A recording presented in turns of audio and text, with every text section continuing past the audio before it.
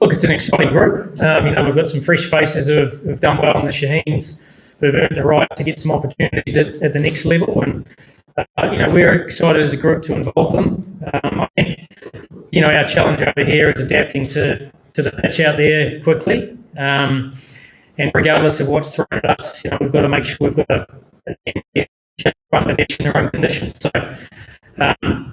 Our last 2 Monday series have been exceptional. We've won both of those very convincingly, played some good solid cricket, got runs at the top of the order, which always help. This series will be a challenge for some new players to do the same thing. Well, I think that will come down to conditions. I think there's a lot more grass on that square than I've seen in the past year. So it depends how that plays and whether it be more seam through the middle than spin. We certainly think we've got some good enough spinners through the middle. If there's anything on off, please, and we can certainly create some wicket taking opportunity. Very much, pitch dependent. Of course, we can respect Bangladesh and their own conditions, particularly.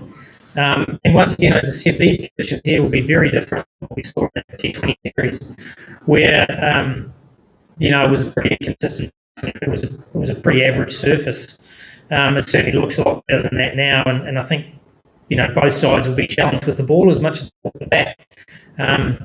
Bangladesh, been playing a lot of 50 over cricket in recent times. We're going to have to make an adjustment really quickly to the longer format. Without doubt, it certainly looks far better pitch and better coverage than it has been. I think unfortunately the pitch here, hasn't been great for a while. But I think, we saw even in the BPL, the pitches here were much better. Looks like a lot more grass cover, a lot more of a genuine contest between bat and ball. And I think both sides will benefit from that. Both sides want to play on good cricket wickets and be so it certainly is looking that way at this stage. I think anyone particularly was dropped. I think, as I said, it's a great opportunity for us to look at some young talent. We get very few opportunities in the calendar to give a number of promising players opportunities. Either heading into a pinnacle event or just leading into it. So it depends how many players take. There's a lot of players that have been around the circuit for a while and been waiting for this opportunity.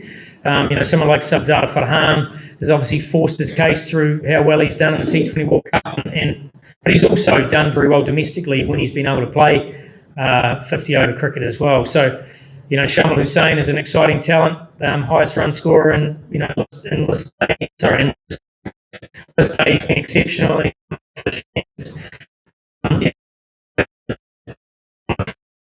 So these are names that you've been able to see, and it's an opportunity for them to show how good they are in this series.